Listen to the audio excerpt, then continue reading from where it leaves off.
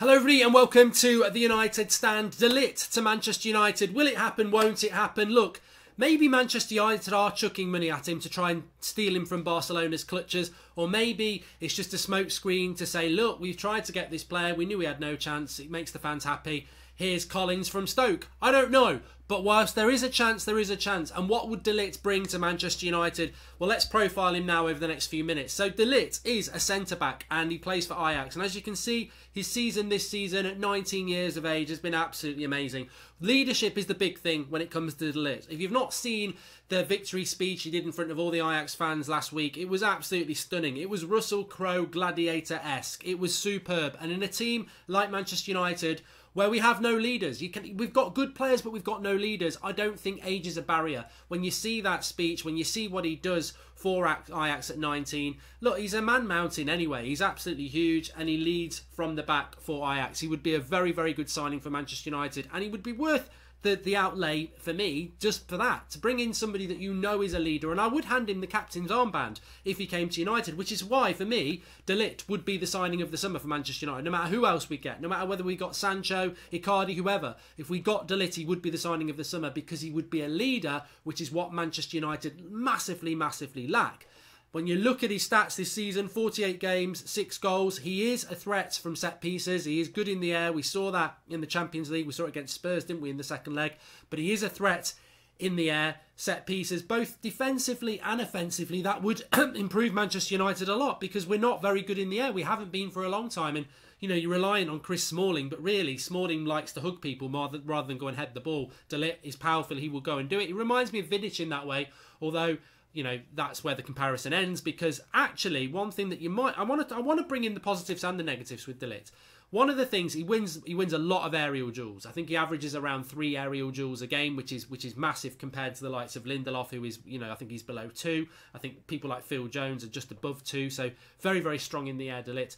Tackling wise, not actually that brilliant at it. It's probably one of his weaker areas, which makes you think, well, as a centre back, we want somebody who can tackle, but not necessarily. I think you get a different type of centre-back with De Ligt.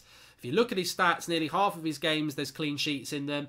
As I said, with the threats and the goals, his pass completion rate is nearly 90%, which for a defender is very, very good. And that's what you would get with De Ligt. Somebody who's very good in the air, very good at reading the game, very good on the ball, and a leader. He's not somebody who's crashing into tackles or anything like that. But Michael Carrick didn't tackle much because he read the game well. So I do like that about De Ligt. And obviously £65 million is what we would be looking at. I think maybe a little bit more than that. I mean, I don't know what Manchester United are going to do. What I would say is, and I want to pick this up on the show later on tonight, £250,000 a week is what is being quoted as a price for De Ligt. And look, are we right to chuck money at a player who wants to go somewhere else? I don't know, but I just think that this player, he would give us so much. And look, I mean, one of the biggest stats is his age. He's 20 in August. I mean, he would be here for potentially 10 years as one of the best centre-backs in Europe. And we like a centre-back like that. We like a leader centre-back.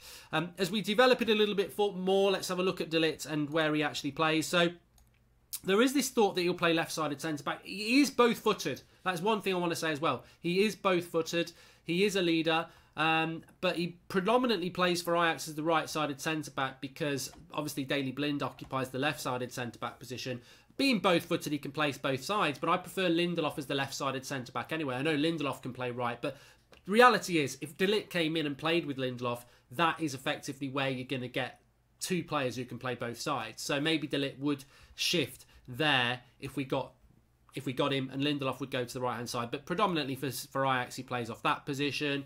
Obviously, he's the leader at the back. He's got a very experienced player in Daley Blind who's very vocal with him as well. But he is the leader of the Ajax back four. He does bring the ball out from the back, as Daley Blind does as well. And that is something that Manchester United need, I believe, in both centre-backs. And the ideal, look, Koulibaly can do this, of course he could, but the ideal with De Ligt is that he would drop there or there if he's the left-sided centre-back. You'd have Lindelof doing it on the other side, so let's put Lindelof in here. And then you've got an outlet for De Gea, hopefully in goal, to just pass it to their centre-backs. The full-backs have bombed on there. Your centre midfielders are there. And as they've split, they've got options to move the ball out. Because that's, without question, what Ole Gunnar Solskjaer wants to do. He wants to be able to bring the ball out from the back. And when you've got Smalling and Jones and Rojo and players like that who really, really do struggle with it, You haven't got that opportunity to do it. Of course, De Ligt would be a threat in the box from corners and set pieces, which is something United are terrible at. We really are bad at it. I think we had a little bit of joy last season every now and again, but we've been bad at it for a number of years. And of course, in our own box, very, very dominant in the air. And this is what Manchester United need in a centre-back. And whether we get De Ligt or not, we need a dominant centre-back in the air, we need a leader at the back, and somebody who can bring the ball out from the back. Those, for me, are the three big things. Leadership, dominance in the air, and the ability to bring the ball out from the back. This will feed into United having a better back four. Of course, De Ligt is the creme de la creme. He would be absolutely superb. I don't think Koulibaly's far behind him, but the age gap of 8 years means that De Ligt is obviously the more desirable. Do I think we'll get him personally? No, but if we did, that makes it an even more exciting signing for me. He would be the signing of the summer. He ticks every single box, and United, you know what? I think they should try everything to get him because he's 19 years of age. He's not Gareth Bale or anyone like that who's nearly 30, who thinks, yeah, I'm going to go to United because they're paying more, but I'd rather go to Barcelona. De Ligt has a career ahead of him to forge. If he comes to United because they're giving him more money, yeah, it's probably a better option, but I don't think he'd turn his back on Barcelona just for that. I think he'd have to believe in the project at United. Let's see what happens with De Ligt. Get your comments in below. Smash a like on the video if you like this short form sort of profiling of players, and I'll speak to you all later at 8 o'clock. Oh, United Stand FC short sleeve shirt, link in the video description. Get yours for the summer.